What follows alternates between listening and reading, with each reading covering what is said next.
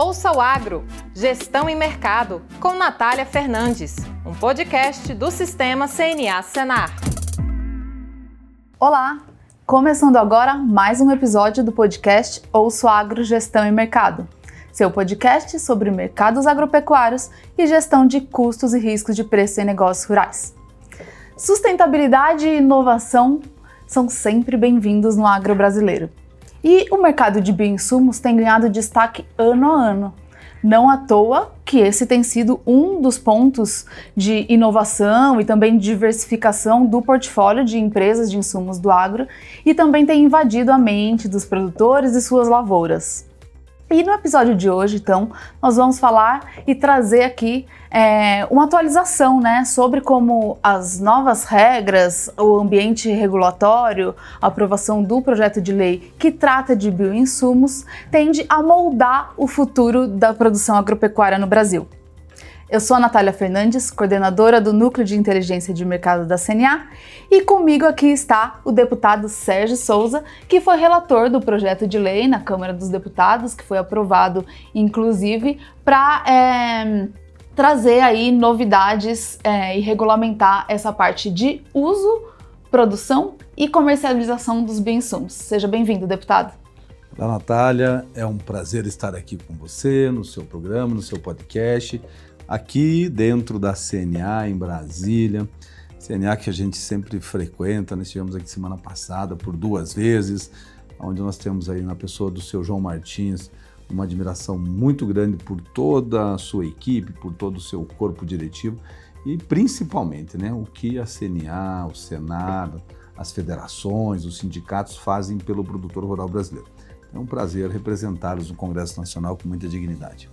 Deputado Sérgio Souza, o assunto de bioinsumos ele tem sido pauta no Congresso há muitos anos. E agora, no final de 2024, a gente teve uma evolução desse assunto lá, com a aprovação do projeto de lei na Câmara e também no Senado Federal. E eu queria ouvir de você o porquê que é importante que esse tema por que foi importante esse passo de ele estar pautado e com uma proposta no ambiente legislativo brasileiro? Muito bom, Natália. Assim, a gente usa bioinsumos, o produtor brasileiro, o produtor de qualquer lugar do mundo, há milênios.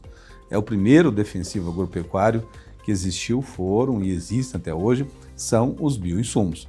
Os químicos vieram bem depois, muito depois. Só que os químicos foram regulados, tem uma regulação antiga, nós conseguimos fazer a atualização deles há 1 ano atrás, foi sancionada a lei, e nesta lei que nós sancionamos há 1 ano atrás, que é a lei dos defensivos agropecuários, que é a dos químicos, lá tem, quando nós aprovamos no Congresso, lá nós tratamos também dos bioinsumos. Só que era uma matéria bastante polêmica, e alguns parlamentares, na Câmara o deputado Zé Vitor, e no Senado, depois, o senador Jacques Wagner apresentaram projetos da mesma natureza, porque sabia que era polêmico isso, para se tratar dentro da lei dos defensivos.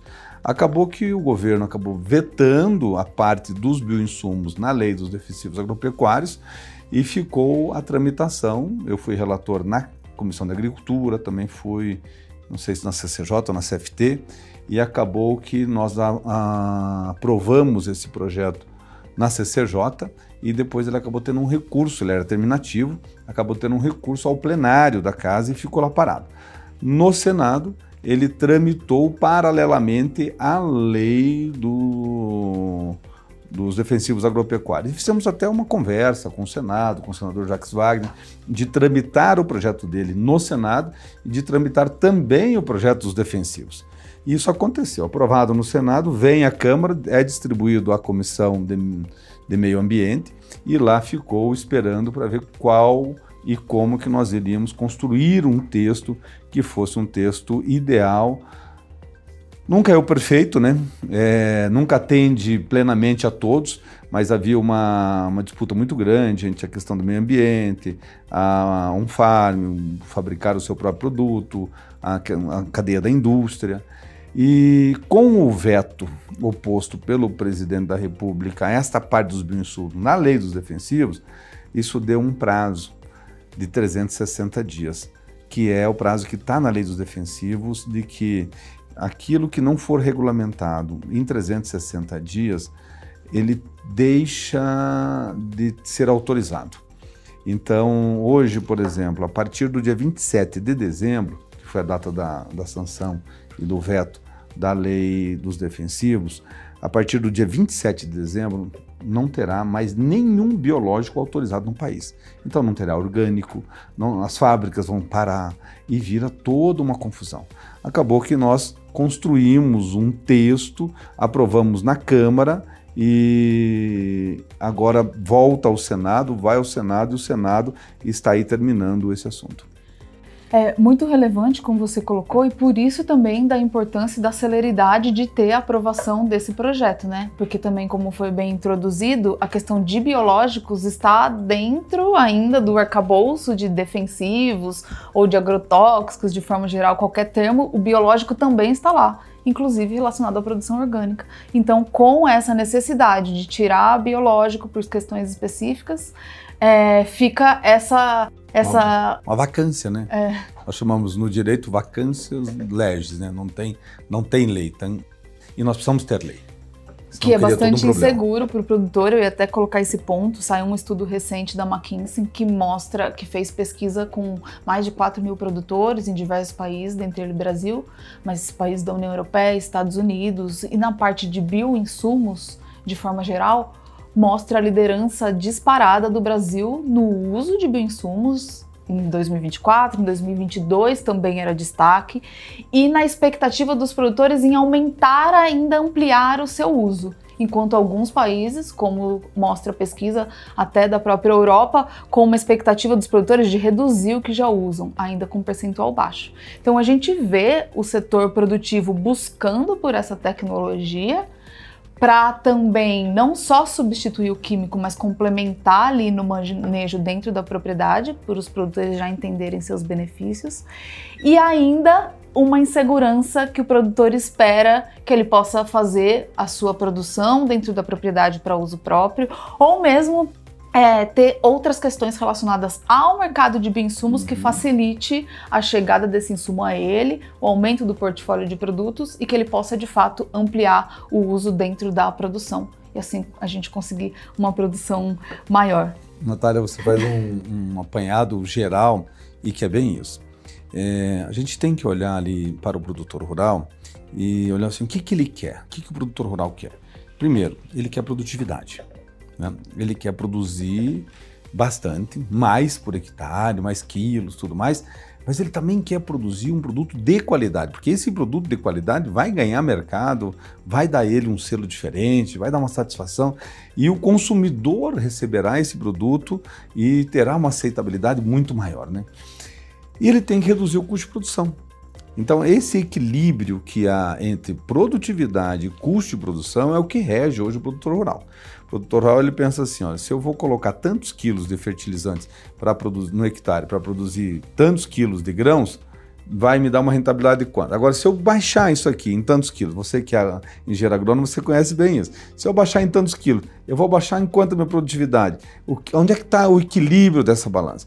Os bioinsumos, eles entram diretamente aí no redução do custo da produção e na melhoria da qualidade do solo, da fertilidade, né? Tem muita coisa que vai no solo, na qualidade do alimento, no controle melhor das pragas, num alimento mais seguro, mas não aumenta a produtividade. Então a gente tem que ter esse equilíbrio, redução de custo de produção, aumento de produtividade. Os bioinsumos, ele cresce numa velocidade assim enorme. O Brasil é um gigante produtor de alimentos, né? E já é um gigante consumidor de bioinsumos e está crescendo na ordem de 20% ao ano. Quando cresce muito, porque ainda nós temos muito espaço, né, para utilizar, e tem muito espaço.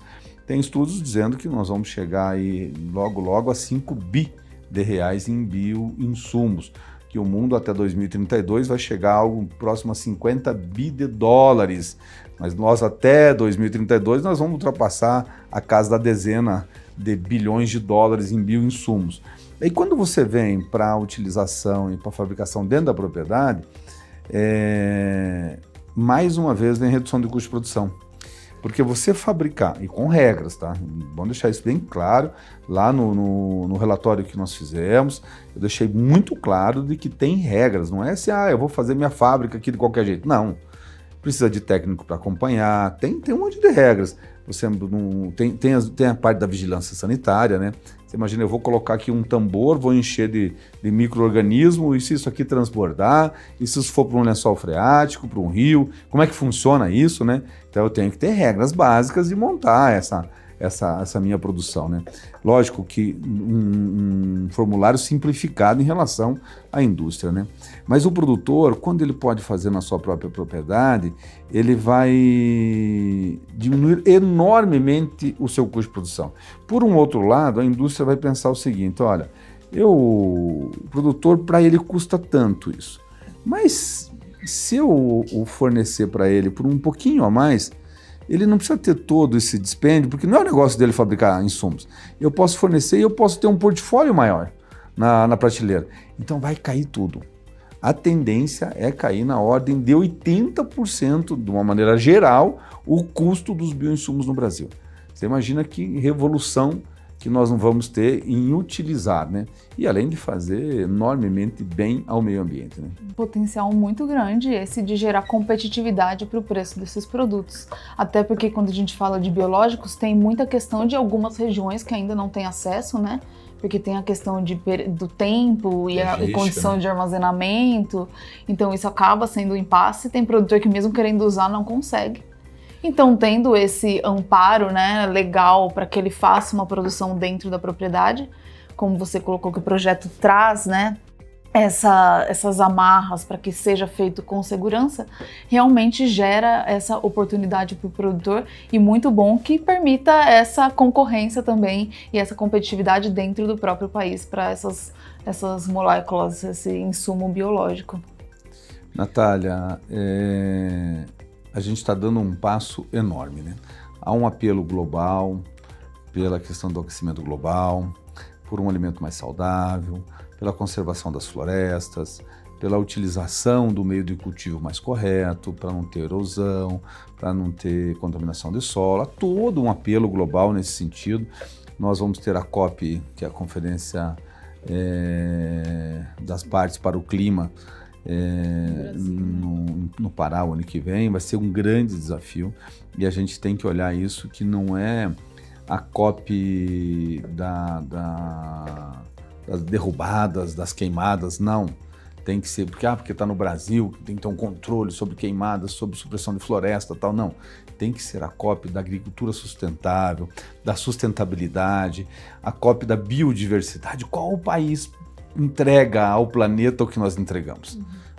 Esses dias nós tivemos aí um episódio, né, da França, de grupos econômicos da França, dizendo que não iam mais adquirir proteína animal nossa e tudo mais, aquela conversa, porque o Brasil, a América Latina, e depois se retrataram, né, mas mostrou uma união muito grande do povo brasileiro. Falei assim, peraí, não vem falar de mim aqui, apontar o dedo no meu nariz, você, francês, dono dessa empresa que eu compro lá na minha cidade, tem um mercado dessa empresa aí, e não vem, porque então o que eu vou fazer? Eu não vou comprar na sua empresa, não admito. Agora, você está fazendo o que eu faço aqui? Como que é a questão da reserva legal no seu país? Como que é a utilização do solo no seu país? Esses dias alguém me deu um dado do Acre, do Amapá, 75% é reserva indígena, ou é 75% reserva indígena, ou é Parque Nacional. Sobrou 25%. Por ser a região da Amazônia, só pode utilizar 5% do território. Só 20%, 80% tem que ficar em mata. Só pode utilizar 5% do estado inteiro, gente. Enquanto que lá na França, eles podem utilizar 99%, 100%, sendo que os 5% tem que ser pousio, né? É uma brincadeira, né? Fora a matriz energética e, como a gente está falando, o uso de bioinsumos, que o Brasil também é destaque na produção agropecuária relacionada a esses países. Então, é mais um passo, né, para a produção sustentável agropecuária do Brasil. Que bom! E relatar um projeto desse é muito positivo, né? Agora, deputado, acho que nem tudo são flores. Assim como você citou desafios aí relacionados à visão do agro brasileiro e ao comércio, O projeto está tramitando, o assunto está no Congresso há um tempo, porque tem alguns impasses. Aqui até então a gente citou pontos positivos, que eu ainda vou querer que você fale um pouco mais de pontos positivos do projeto, mas queria também entender que desafios você acha que pode vir pela frente, até relacionado à expectativa, né, do projeto, da sanção como lei e da implementação depois prática pelo setor, em especial pelo setor produtivo. Natália, a gente falou um pouquinho lá no começo desse podcast aqui, mas é bom agora para a gente fazer o nosso cidadão, ouvinte, telespectador, o produtor rural, entender um pouquinho a importância da vida aqui no parlamento, né? Eu tenho por hábito nas minhas falas, nas palestras que dou, sempre citar o artigo 1º da Constituição Federal, que está lá no parágrafo 1º, parágrafo único desse artigo, dizendo assim, que todo o poder emana do povo. E a gente precisa entender, como assim o poder emana do povo? O povo fala, não, quem manda é político, quem manda é empresário, quem manda é isso. Não, gente, é o povo que manda. Mas como que eu mando? Eu não mando nada, manda. Quem escolhe o político, quem escolhe quem está no mandato é o povo, ele que tem o poder, que é o voto. O voto, chamamos ele de sufrágio universal, de tão poderoso que ele é. Agora, se votou errado, na onda, tal, ali, se arrependeu, tudo mais, tem que esperar 4 anos para mudar, né? Isso é muito comum também. Mas assim, o povo, quando ele transfere esse poder, eu me sinto na responsabilidade de devolver isso de forma diferente. Estou há 10 anos, 12 anos no parlamento, já passei pelo Senado, estou no 3º mandato de deputado federal, já presidi a Frente Parlamentar Agropecuária, já presidi a Comissão da Agricultura, já relatei muitos projetos, e sempre projetos assim escolhidos para ter nesse âmbito de redução de custo de produção, que nós chamamos de custo Brasil, né? Combate à corrupção. Eu fui relator de CPIs que mais deu resultado na história do Congresso, que é dos fundos de pensão, e agora o governo quer pegar o dinheiro do fundo de pensão de novo, né? Tá aí nessa proposta PEC 45, que é a proposta do governo de cortar 70 bi, né? Tá ali, e se vê o que nós fizemos lá atrás. Eu que relatei a lei que proibiu prorrogar hospedagem no Brasil, a nova lei de concessões, e relatar um projeto de lei desse aqui é uma grande oportunidade, porque aqui, além de ter redução de custo de produção, tem o cuidado do meio ambiente. Mas daí o pessoal pode olhar e falar assim, mas espera aí, o Sérgio, presidente da Comissão da Agricultura, líder da bancada ruralista, o que ele está falando de meio ambiente? Eu já presidi a Comissão de Mudanças Climáticas algumas vezes, eu já fui em muitas COPs, inclusive de Paris, de Doha, muitas COPs ao redor do planeta, frequento, eu cuido, porque há uma convergência, não haverá vida humana, pelo menos, no planeta se nós não tivermos um meio ambiente adequado e se não tivermos comida. Então as coisas andam juntos, não andam separadas. E uma legislação como essa é você admitir de que o meio ambiente, a sustentabilidade, a utilização de meios de cultivo biológico é uma forma saudável, é uma forma de melhoria econômica do país, de aumento de produtividade. Isso é importante. Fazer o Congresso compreender dá trabalho, porque o Congresso ele é a força, lembra que eu te falei do artigo 1º, parágrafo único, que é o poder do povo, que é através do voto. Então a força do voto traz pensamentos diferentes para o Congresso Nacional, com ideias diferentes, que nós chamamos de ideologias, né? Com ideias diferentes, traz o urbano, traz o rural, traz o cara que defende o médico, o cara que defende a questão do policial. Todos estão lá. Todos estão lá. Todos são minorias. E você construir uma maioria para uma pauta que é divergente não é fácil. Então, quando isso aqui havia uma divisão toda, e esse projeto ainda estava lá no Senado, eu assumi com o senador Jacques Wagner, que é o líder do governo do governo no Senado, e senador do PT, e uma pessoa que eu admiro, faz do diálogo.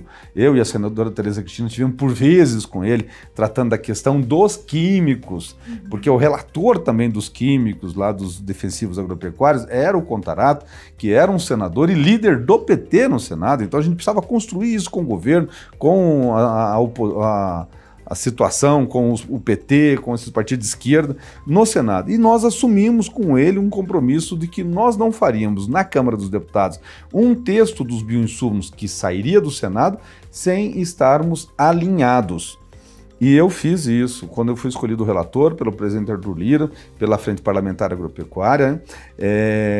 Eu fiz isso. Eu conversei com o IBAMA, conversei com a Anvisa, conversei com o Ministério da Agricultura, através da Secretaria de Defesa Agropecuária, conversei com a CropLife, que defende as indústrias, a CNI, com os produtores, a CNA, de verdade, não é porque eu tô aqui no podcast de vocês, não. Tá? O Maciel, por vezes, gente. Agora, no final, na última hora de fechar texto, sempre ao nosso lado. Não só o Maciel, da CNA, mas o pessoal da CNI, da nossa assessoria do IPA, da FPA, do meu gabinete, da consultoria da casa. Então nós conseguimos, antes de entregar o relatório, eu liguei para o senador Jacques Wagner, que ele está com um problema de enfermidade, de uma recuperação, ele continua em Salvador, na Bahia. Falei, senador, tá assim. Fui lá no gabinete dele, conversei com a assessoria dele, chamamos o pessoal do Senado, porque ia para lá o projeto, né? E nós conseguimos fazer uma convergência de um texto que fazia muito tempo que eu não via uma orientação no plenário, Natália, que todos, sem exceção, da primeira orientação, aquela orientação de painel, né, na hora de votação, todos, sem exceção, todos a favor do nosso relatório. Nenhum destaque, não teve nenhuma reclamação, só elogios, porque nós construímos um projeto que é bom para o país, é bom para o aumento de produção, é bom para o produtor rural, é bom para o meio ambiente, é bom para o planeta, é bom para a nossa agropecuária brasileira. É bom trazer todos esses pontos que você colocou aqui, porque a gente está num podcast de gestão e mercado, mas ressaltar, né? A gente fala de mercado de defensivos, da questão de desafio para registro, que afeta a competitividade, muitas vezes os custos de defensivos para o produtor, ou afeta por não ter uma molécula registrada. Então, ouve-se muito falar dos órgãos registrantes, né? Anvisa, MAP, IBAMA, no caso de todos esses defensivos, na parte de fertilizantes, e muita coisa que precisa ser resolvida precisa do Congresso Nacional para resolver, como exemplo, que você trouxe vários detalhes de articulação que é feita também para chegar em um relatório que tem oportunidade de ter uma tramitação mais rápida, né, e com mais gente apoiando para que esse relatório seja aprovado. Então fica um exemplo bem prático de como que a realidade do setor e do mercado pode ser resolvida com essas pessoas que, assim como você, deputado, estão lá no Congresso. E aí, como você bem colocou, né, um projeto que saiu do Senado, aí passou pela Câmara e de novo para o Senado até a sua sanção, e que em breve a gente espera que esteja toda essa questão solucionada para que o produtor esteja na legalidade e esse setor realmente evolua, né? Olha, assim, e a gente fez alguns combinados, inclusive de não haver vetos, pelo menos nessa parte do relatório. Pode ter uma parte de taxas, tarifas e tal, o governo pode ter uma ideia diferente, né? E você lembra aqui, Natália, que é não só a construção, né, mas a finalidade desse projeto, né?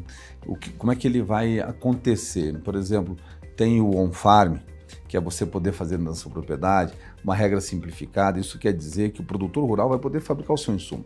Mas do quê? Daquilo que já está no mercado, que já está liberado. Não é qualquer produto, mas eu quero fabricar um produto inédito aqui. Não, esse produto novo ele vai ter que passar necessariamente pela análise do IBAMA, da Anvisa, do Ministério da Agricultura. Então não é assim tão simplificado. Nem se tiver algum produto que na formulação dele, ele já está no mercado, mas nessa mudança de formulação, o Ministério da Agricultura, que é o órgão registrante, entender que tem que ir para o órgão para ver se tem prejuízo à saúde humana ou prejuízo ao meio ambiente, que são os órgãos setoriais próprios para isso, vai também. Porque a gente cuida do meio ambiente, a gente cuida da saúde do ser humano e a gente também cuida do produtor rural. Só que o que vem primeiro, a vida do produtor rural ou o lucro dele, né?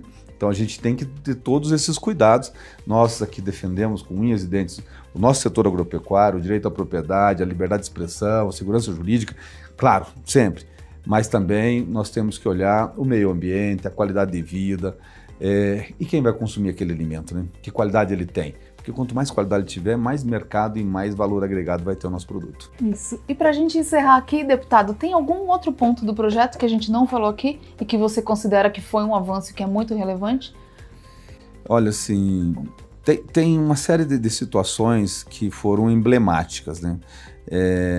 Mas o ponto importante que nós conseguimos avançar é de que nem todo o produto ele precisa passar por uma análise dos órgãos de controle no Brasil, porque isso vai dar celeridade no avanço. Então, se eu já tenho uma água um produto tal no mercado e o meu vizinho quer produzir, o cara da propriedade rural, a fazenda, uma indústria, então ele, de uma maneira muito rápida, ele vai conseguir fabricar isso, vai vir para o mercado, vai aumentar a competitividade e vai reduzir o custo de produção, né? Então, assim, essa nova liberdade da indústria que vai ter vai ser muito positivo para o produtor rural e também para o consumidor, porque tudo aquilo que impacta no custo de produção vai também impactar na hora da compra pelo consumidor, que vai ter um produto de qualidade mais barato. É como se fosse uma multiplicação, né, dos produtos, dos inóculos, ser permitido ele fazer essa multiplicação ali dentro da sua propriedade. E num formulário bem simples, né? Uma coisa bem... Excelente, deputado Sérgio Souza, muito Natália. Obrigada pela sua participação e desejamos sucesso aí, né, nas novas empreitadas de assuntos relacionados ao agro no Congresso e parabéns pelo trabalho. Muito obrigado, que Deus abençoe a todos, um grande abraço. E você que ficou com a gente até aqui, muito obrigada pela audiência. Esse foi mais um episódio do podcast Ouço Agro, Gestão e Mercado. Até o próximo episódio. Tchau, tchau. Ouça o Agro, Gestão e Mercado, com Natália Fernandes, um podcast do Sistema CNA Senar.